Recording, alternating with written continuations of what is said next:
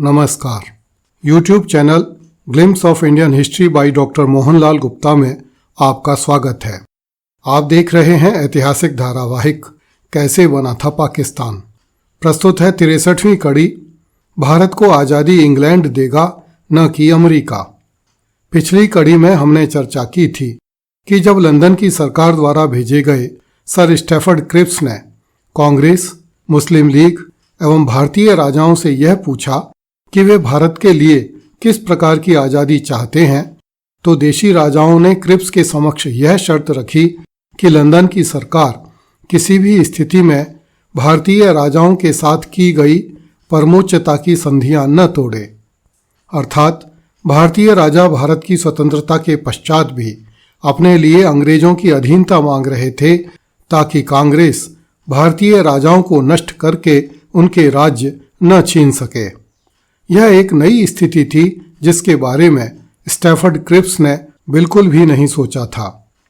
29 मार्च 1942 को क्रिप्स ने एक पत्रकार वार्ता में विभिन्न पक्षों के मध्य समझौते के लिए एक योजना का प्रारूप प्रस्तुत किया, जिसमें कहा गया कि युद्ध की समाप्ति के बाद भारतीय संघ की स्थापना के उद्देश्य से नया संविधान बनाने हेतु संविधान सभा का गठन किया जाएगा। संविधान सभा में ब्रिटिश प्रांतों और देशी राज्यों की भागीदारी का प्रावधान किया जाएगा।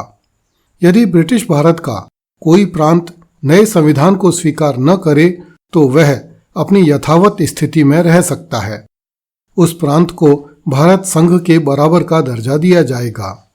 क्रिप्स ने कहा कि संविधान सभा का निर्माण विभिन्न प्रांतों की विधानसभाओं के निम्न सदनों द्वारा आनुपातिक प्रतिनिधित्व प्रणाली से किया जाएगा। इस हेतु नए चुनाव करवाए जाएंगे। समस्त निम्न सदनों में जितने सदस्य होंगे उनकी दशांश संख्या संविधान सभा की होगी।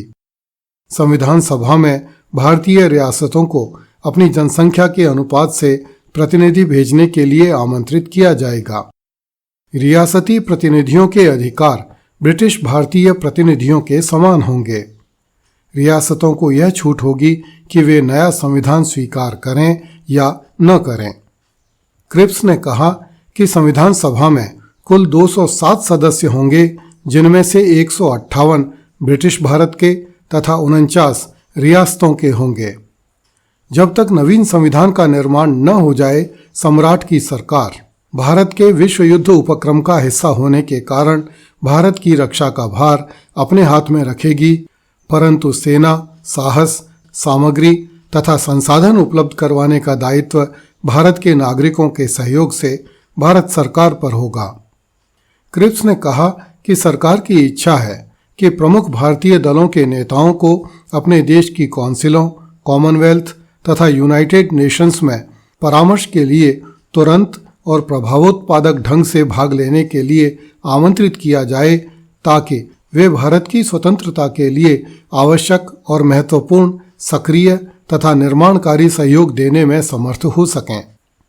क्रिप्स द्वारा भारत की आज़ादी की योजना प्रस्तुत किए जाने के बाद जब पत्रकारों ने क्रिप्स से पूछा कि भारत संघ का निर्माण कब तक हो जाएगा, तब इस प्रश्न का जवाब देते हुए क्रिप्स ने कहा कि भारत संघ के निर्माण के लिए तत्काल प्रयास किए जाएंगे। युद्ध समाप्त होने की प्रतीक्षा नहीं की जाएगी। जब पत्रकारों ने पूछा कि प्रांतीय चुनाव कब तक कराए जाएंगे, तो क्रिप्स ने कहा कि विभिन्न पक्षों में सहमति बनते ही प्रांतीय चुनाव करवाए जाएंगे। चुनाव परिणाम प्राप्त होते ही संविधान निर्माण सभा स्थापित की जाएगी। हम भारत पर कुछ भी थोपना नहीं चाहते, यहाँ तक कि समय सीमा भी नहीं। पत्रकारों ने पूछा कि क्या आपको पता है कि इंग्लैंड का इतिहास अपने वायदों से मुकर जाने का रहा है? क्या आप इन प्रस्तावों की गारंटी अमेरिकी प्रेसिडेंट रूजवेल्ट से दिलवा सकते हैं? इस प्रश्न के उत्तर में क्रिप्स ने कहा कि यदि आपको मुझ पर विश्वास नहीं है तो किसी चीज की कोई प्रत्याभूति अर्थात सिक्योरिटी नहीं है। भारत की आज़ादी की गारंटी देने के लिए प्रेसिडेंट रूजवेल्ट उपलब्ध नहीं होंगे। अर्थात सर स्टैफर्ड क्रिप्स स्पष्ट शब्दों में कह रहे थे कि भारत को आज़ादी इंग्लैंड की सरकार की इच्छा से मिलेगी, न कि अमेरिकी प्रेसिडेंट की इच्छा से। जब क्रिप्स से पूछा गया कि आपके प्रस्तावों के तहत संविधान सभा में देशी राज्यों की जनता की भागीदारी के बारे में कुछ भी नहीं कहा गया है, तो क्रिप्स ने जवाब दिया कि यदि किसी राज्य में निर्वाचन का कोई तरीका है तो उसका उपयोग किया जाएगा, किंतु यदि किसी देशी राज्य में चुनी हुई संस्थाएं नहीं हैं तो वहां यह कार्य नामित प्रतिनिधियों द्वारा किया जाएगा, अर्थात वहां के राजा भारत की भावी संविधान सभा में अपने प्रतिनिधि भेजेंगे। पत्रकारों ने पूछा, आप कैसे पता लगाएंगे कि देशी राज्य भारत संघ में शामिल होने जा रहे हैं या नहीं? क्रिप्स ने जवाब दिया, देशी राज्यों से पूछकर। पत्रकारों ने पूछा, क्या देशी राज्यों के नागरिकों की कोई आवाज होगी? क्रिप्स ने कहा, इसका निर्णय उन देशी राज्यों की वर्तमान सरकारों द्वारा किया जाएगा। हम किसी प्रकार की नई सरकारों का निर्माण नहीं करेंगे।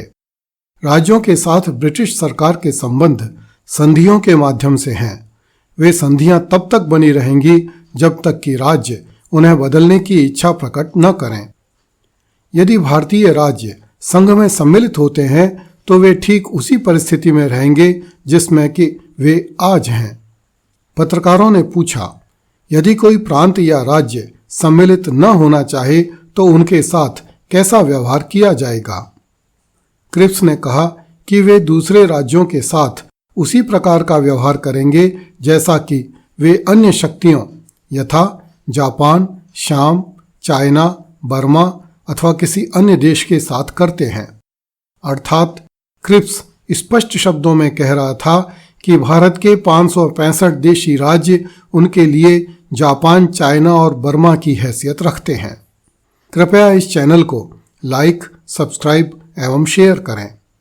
अगली कड़ी में देखिए, नेहरू ने उन लोगों की पीठ थपथपाई जो राजाओं को धूर्त, झक्की और मूर्ख कहते थे।